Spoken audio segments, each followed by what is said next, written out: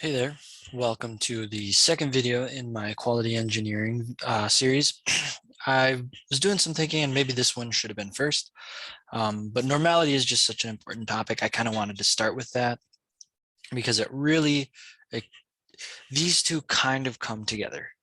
It's almost like you should be doing them together, but there's just so much information in either of them. I had to split them up. So it really doesn't matter which order you watch these in. Maybe you should watch one, watch the other, then watch the first one again, then maybe the other one again, because this is like the basis of what you're going to be doing with data in the field. So the main focus of this video is how to apply normality that we learned in the last video. So the last one got a little bit long. I'm going to try to keep this one a little shorter because again, this is just an entry level. I'll be digging in further as I learn more and as I get time. So when you have, so last time we talked about the normal distribution. I'll start here. This is what it looks like. Each of these different colors is a different number of standard deviations away from the mean. If you have questions, so if you remember why it's important, I'll just go over it briefly, but if you want a more in-depth look, stop back in that other video. Also with these capability indices, I'll be going into that more in depth, probably in the next video, because that's really why we care about the normal distribution. But the reason we like the normal distribution is for these two reasons: the central limit theorem and capability. The central limit theorem says that if you have a population, a normal population, if you take out samples out of that population and you take the mean of those samples and then you analyze the means of every one of those samples you take, it's going to average out to a normal distribution like this. So this would be the means, okay?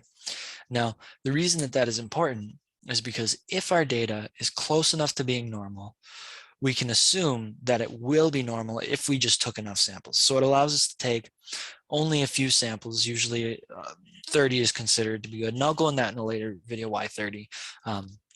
But 30 samples is generally considered to be a good amount. But the reason we like that is because instead of taking the whole population, we can take just a sample. And if that sample looks normal, we can say, okay, because of the central limit theorem, the whole thing is going to look normal. So then we can assume normality from a distribution that looks normal out of a sample. And that'll make more sense when I get into the normality tests. But the capability indices, these are important because they are statistical measures of how the process produces outputs within the spec limits. And we need the normal distribution because it relies on the assumption of normality, okay? So what do you do when you want to assess your data? Well, hold on 1 second. Okay, I wonder if I can get rid of that. We'll just go with this. Okay, well, so steps for analyzing normality. First, you want to start with the Anderson-Darling, then you move to the Ryan-Joyner, then Chebyshev's inequality or the high capability exemption. Then if all of this fails, that's when we say, okay, well, it's probably not normal. What non-normal distribution is it? If we can't find a good non-normal distribution, then we do a box Cox transformation, which takes the data and turns it into a normal distribution. And if we still can't turn it into a normal distribution, we move on to the skewness kurtosis or the Jark-Bara, as I mentioned in my previous video. And if that fails, you do a Johnson transformation. So each of these becomes, so we start here, then we move to here, then we move to here. So these two test for normality. This one tests, well, if it's not normal, do we even care if it's normal? And then we move on to, okay, so it's not normal, but we do need to know what the distribution is. So then we identify the distribution. Well, if that fails, now we're gonna basically decrease in our sensitivity. So each of these is progressively less sensitive and will pass data that isn't as close to being normal as we want, but it's close enough. So this one would be like, it's not close enough yet. It's getting closer, but not close enough. This one says, okay, we're pretty much good. And that'll make more sense as we move on. The Anderson-Darling I talked about last time. You use the this equation here, and you use some not z-scores, but the cumulative distribution function to find out whether or not your p-value is above your significance. If it is above the significance level, then you pass. Data is normal. But if that fails, so like let's say your significance is alpha equals 0.05, that means that your p-value has to be greater than or equal to 0.05. That's pretty much an industry standard across all industries. So, but if your p is, let's say, 0.01, well, now we have to move on to the Ryan-Joyner. The Ryan-Joyner calculates a correlation. In my last video, I talk about these a little more in depth and what the differences are. Will be in a later video when I actually go into how each of these tests work. But for now, what we know is that usually Anderson-Darling, at least in the injection molding, that's kind of your standard. You start with that. Then you move on to the Ryan-Joyner. Some are different. You've got all sorts of other ones, but these are the two that I have used in industry. So that's why I'm going over them. So what this does is it calculates the correlation. And if your correlation coefficient is greater than the critical value, which is calculated based on the number of samples. So if this is greater than or equal to, then we fail to reject the null hypothesis. Data are assumed to be normal. Great. Well, what if this is 0.95 and this is 0.9? Well, it failed. We cannot assume that it's normal from the Ryan-Joyner. So we failed Anderson-Darling, failed Ryan-Joyner. Now what we want to know is, well, do we even care if the data are normal? And so that's what we use Chebyshev's inequality for. It's often called a high capability exemption, because what it does is it basically calculates the capability value and converts that capability into a probability of landing within the spec limit.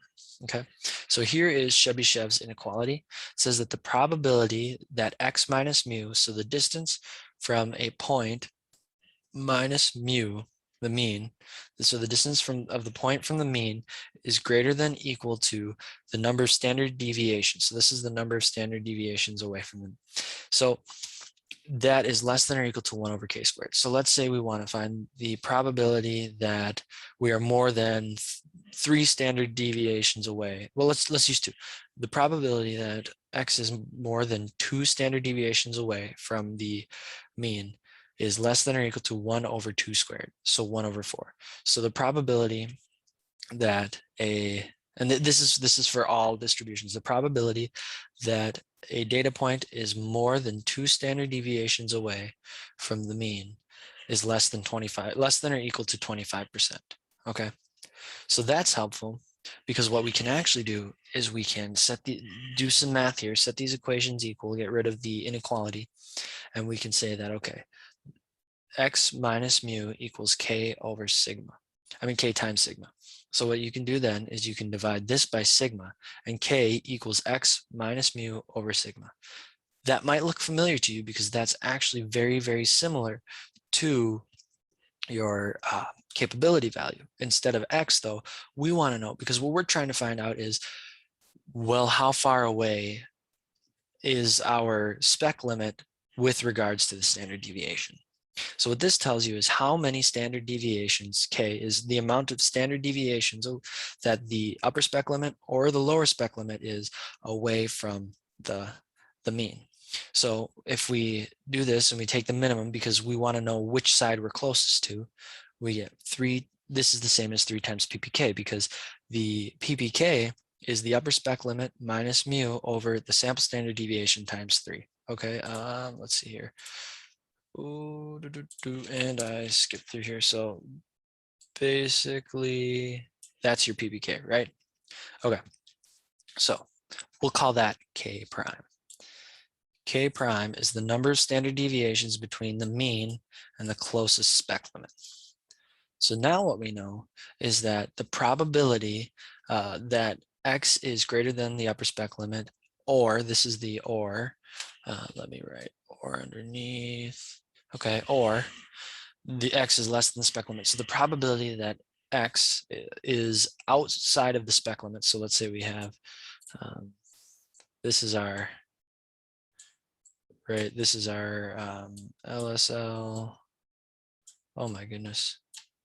It's hard to, we'll just do this. USL, okay. That looks like a 5. Oh, well. Okay. And that lower spec limit, upper spec limit. Okay. And so let's say we have our data in here. Well, this says that probability of landing, okay, landing outside of the spec limits is 2 over k prime squared. So k prime squared, again, is the minimum of the upper spec limit minus mu over sigma. This is for PPK, remember, or the mean minus the lower spec limit over sigma, okay? So 2 over k prime squared. So generally a value of a k prime value greater than 14.14 is considered critical, which means that we pass with a high capability exemption.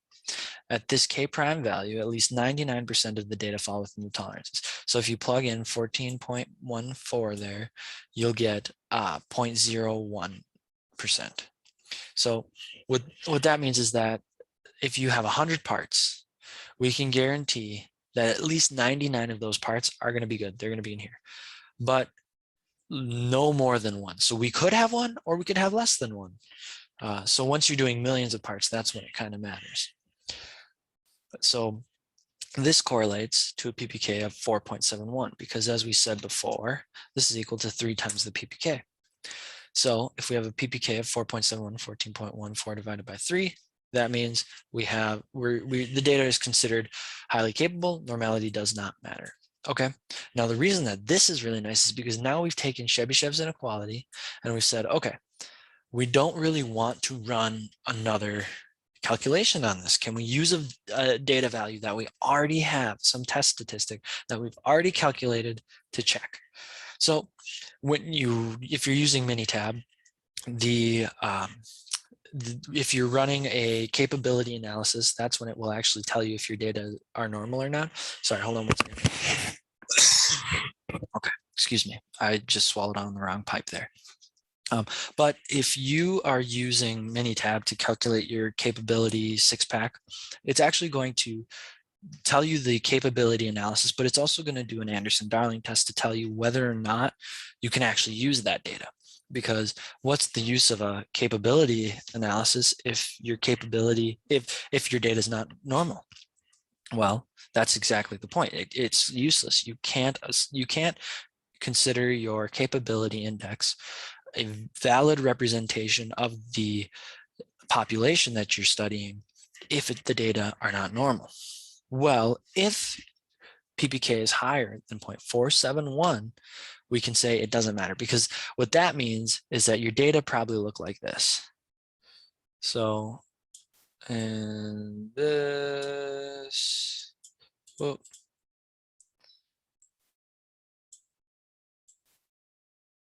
Okay. Now you're like, let's say at this point, you're 10 standard deviations away or something like that, right? From your mean. I believe 10 standard. Either way, you're k prime away. Okay. Now, the reason that this matters is because look at this data. It's not normal. Well, it looks normal, but if you have 100 samples here, this is not going to look normal because your buckets are too small. So what generally a high capability exemption means is that your standard deviation is so tiny compared to the tolerances that it doesn't matter. That means that your data is basically landing in 1 or 2 buckets. And the reason that you're not getting normality is because your measurement system probably can't measure enough. So if you were to split this up, let's say you had a distribution and you were to split it up into smaller buckets that are just like lines, you'd probably get something that looks normal, right? But that's fairly normal, right? But the issue here is that we don't have a measurement system that can measure down to, let's say, 1/1,000,000th of an inch or whatever your standard deviation is, or even if you're doing big things, right?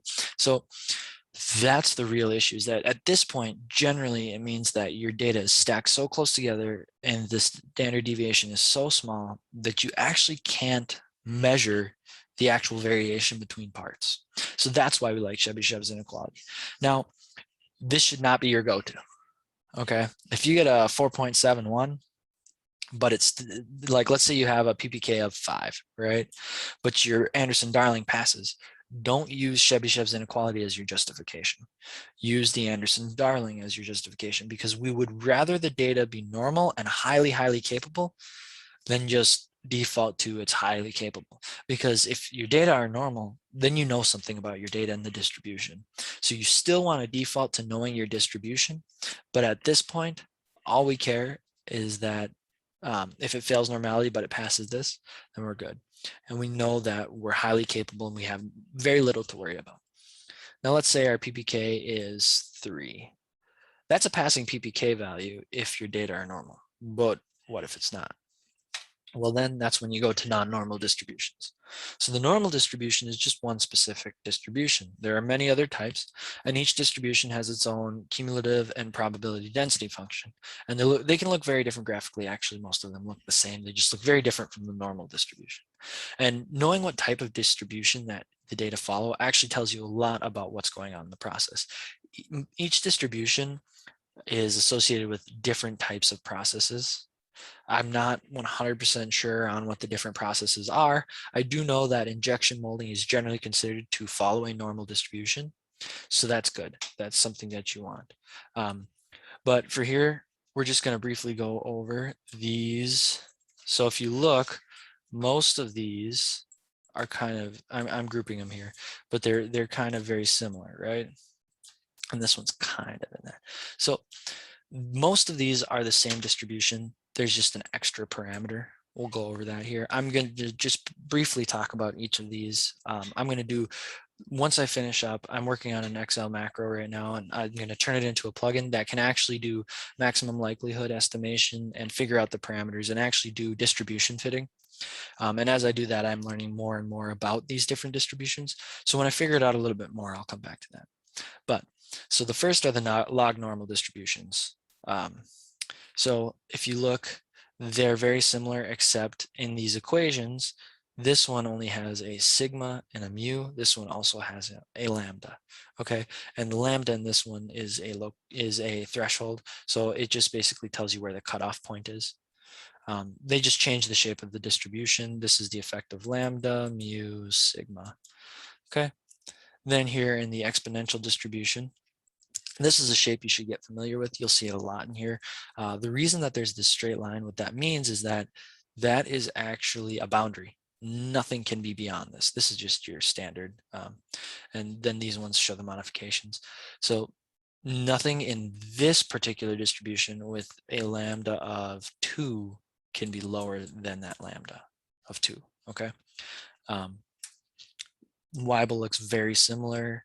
The scale, I'm sorry. So this one is the sigma and that one is the mu. No.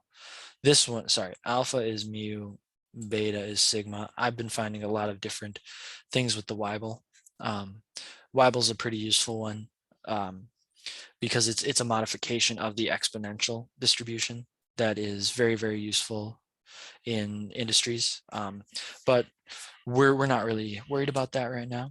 So here are the extreme values. There's slight modifications of, they look a lot like a normal distribution here.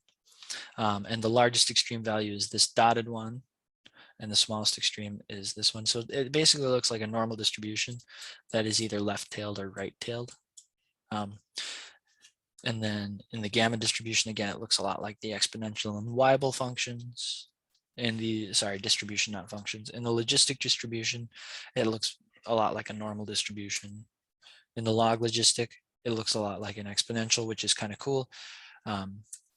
That the log of the logistic function will actually turn into, the log of something that looks like a normal distribution turns into something that looks like an exponential, which is kind of cool.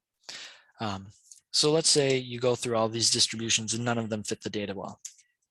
We then do a box Cox transformation. Okay, so what this does is it transforms the data to normal, fit a normal distribution. So you plug in your X, which is your original data, untransformed data, okay? And you use a value of lambda from -5 to 5. But now if you were to plug in 0 to this equation, you're going to get an undefined answer. So that's why if lambda equals 0, it's actually this one. So what you then do is you take your transform data, your WI, so after you plug this in, and every time so you're going to cycle through and you're going to test values. It depends on your sensitivity. In the plugin I'm using, I increase it by 0.01. And so then it does -5, -4.99, 4.98, and tests all those values. And then once it takes the set of transformed data and runs an Anderson-Darling to see whether or not the data now fits a normal distribution. And then the data that has the highest p-value will be considered your optimal lambda. So like, let's say that the optimal lambda is -3 because your p-value is the highest there. Now, if your p-value is passing, so like a 0.05, you would take the new transformed data and run your analysis on that and make your assumptions about the untransformed data based on what you analyze on the transformed data. Okay, so what happens if this fails? Even the best one at -3, you're still failing the Anderson-Darling. Oh, and this is something to mention, is that don't just use an Anderson-Darling when you're using box Cox. Use whatever is your first line of defense. So if you use the Ryan Joyner or the Shapiro-Wilks or whatever as your first normality test, that's your go-to, use it here, okay? Because we're basically treating this new data set as normal, but you're not going to use your high capability exemption on that new normal data. What you're actually going to do is if this fails, you're going to skip right to the skewness kurtosis, which is used in the JARC-BERA. Again, I went through this in the normality video. Please go take a look at that if you have more questions on it. I will do a further in-depth video on this when I talk about skewness kurtosis and how that helps us with determining normality. This is, you use a chi-square distribution and then you calculate a p-value from that. Use a computer for that so that you can estimate, you can get an actual value rather than just an estimation in a range. So what happens if you fail this normality? Well, as I mentioned in the very beginning, I'll go all the way back. We use a Johnson transformation. The Johnson transformation is a lot like the Cox transformation. The only thing is that it's less sensitive and more things are going to pass. I haven't done any analysis on that yet. That'll come in a future video, but it's very similar to Cox. You take your transform data and then you analyze for normality with that. If that fails, then what you need to do, and this, well, if that fails, you should probably talk to a statistician and not me on YouTube. But with all of this, this isn't plug and chug stuff. This is learn your data and realize what's going on in there. Like I said, different distributions can tell you different things about the data. So it's a good idea to actually take a minute and stop and think about it. Especially if you're failing all of these tests, every time you fail a test, you should stop and take an extra look into it and say, okay, where are my outliers? What's going on? Where is the data clumped up? Do we have bimodal distribution? What's going on? Okay, because bimodal distribution will actually be a very common reason that things will fail. So take a look at that. What's going on? Okay, if it isn't, does it look normal? Use your fat pencil test, because then usually it's just a matter of sensitivity, or maybe your data just your standard deviation, or that has something to do with the resolution of your measuring. Actually get to know your data and how you're getting the data, because data science isn't necessarily a science the way chemistry is. It's a lot of taking information about something, taking a sample out of a huge population and trying to make assumptions about, make an analysis on the population with a small sample. So really get to know data, get to know what your process is, and then use this as a guide to investigate it. Don't use this as a prescription, okay? So thank you so much for watching this. I hope you learned a lot. Please stick around for my other quality engineering videos. I'll try to come out with them more and more often as I learn more and more. If you have any questions, comments, or if I mess something up, please let me know. Like I said, I'm learning. The reason I'm doing these videos is to show where I get hung up so that other people that are new to this can think through it the way that I'm thinking through this as well. So thank you so much for watching. Have a great day, and please do something awesome. Thank you.